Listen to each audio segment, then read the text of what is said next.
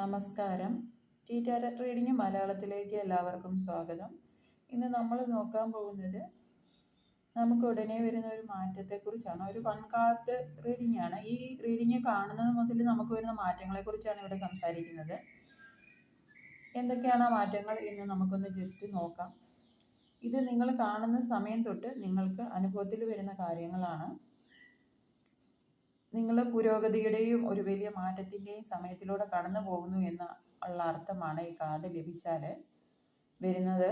മാറ്റങ്ങൾ വേഗം വരികയും പ്രണയമോ വ്യക്തിഗത ബന്ധമോ അല്ലെങ്കിൽ ആളുകൂടിയുള്ള ആശയവിനിമയം ഇതൊക്കെ വേഗത്തിൽ നടക്കാൻ സാധ്യതയുള്ളതാണ്. ഒരാൾ ഒരു ഉറച്ച തീരുമാനമെടുത്ത് മുന്നോട്ട് വരുന്നതായിട്ടാണ് കാണുന്നത്. പ്രൊജക്റ്റ്, ഫോൺ കോൾസ്, ഒറ്റപ്പെട്ട ആക്ഷൻ ഇടപെടലുകൾ വഴിയുള്ള കാര്യങ്ങളിലൊക്കെ മാറ്റം വരാം. അപ്രതീക്ഷിതമായ യാത്രകളോ ചെറുതോ വലുതോ ആയിട്ടുള്ള യാത്രകളൊക്കെ നടക്കാനുള്ള സാധ്യതയുണ്ട്. റിസൾട്ടുകൾ ലഭിക്കാനായിട്ട് ഇത്തിരി കാത്തിരുന്നവർക്കൊക്കെ ഇനി ആ കാത്തിരിപ്പിന് വിരാമമാണ്. അതായത് ധനപരമായിട്ടൊക്കെയുള്ള നേട്ടങ്ങളൊക്കെ വരാനുള്ള സാധ്യത.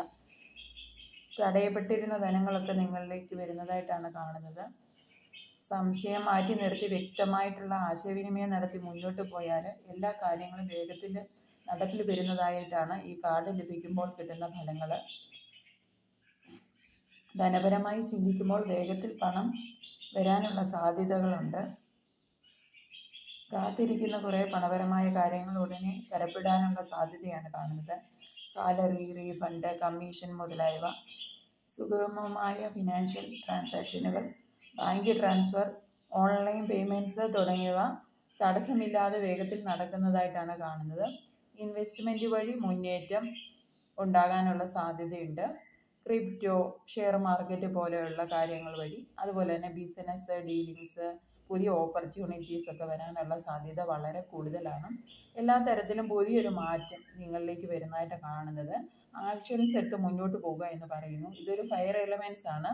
അഗ്നിതത്വം വരുമ്പോൾ നമ്മൾ കൂടുതൽ ഉള്ളിൽ നിന്ന് കുറേ ആക്ഷൻസ്, നമ്മൾ ചിന്തിക്കുന്ന കാര്യങ്ങളെല്ലാം നടപ്പിലാക്കാനായിട്ട് തീരുമാനിച്ച് മുന്നോട്ട് പോകുക എന്നുള്ളതാണ്. എല്ലാവർക്കും നന്മ നേരുന്നു. Thank you so much.